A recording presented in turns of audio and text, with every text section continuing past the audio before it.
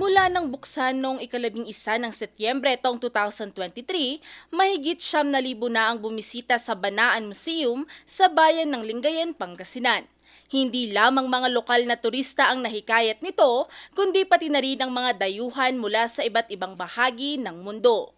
Ayon sa Provincial Tourism and Cultural Affairs Office o PTCAO, karamihan sa mga bumisita noong 2024 ay kababaihan na umabot sa 5,337 habang 2,983 naman ang kalalakihan.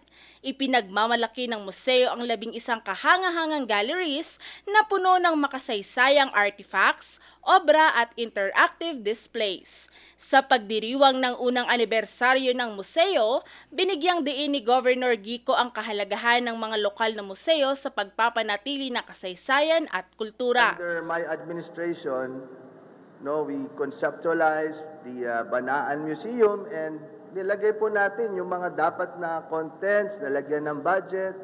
Of course, with the support of the department heads, the Sangguniang Panlalawigan, nabigyan ng budget yan, and you have a very wonderful and beautiful museum for the province of Pangasinan. Congratulations to all of us Pangasinenses.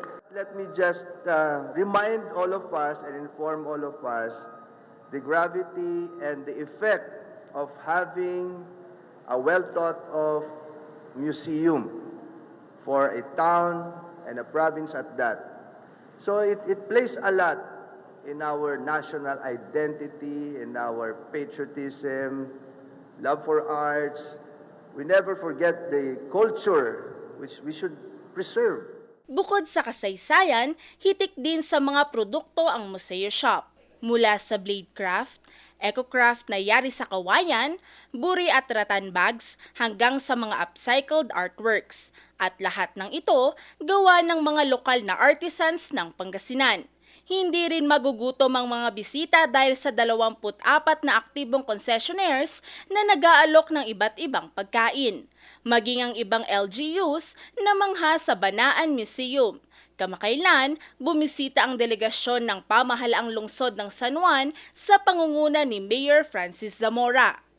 200 pesos ang entrance fee sa mga turista, 160 pesos naman sa senior citizens at PWDs at 100 pesos para sa mga estudyante at bukas ito mula alas 9 ng umaga hanggang alas 4 ng hapon mula Lunes hanggang Biyernes.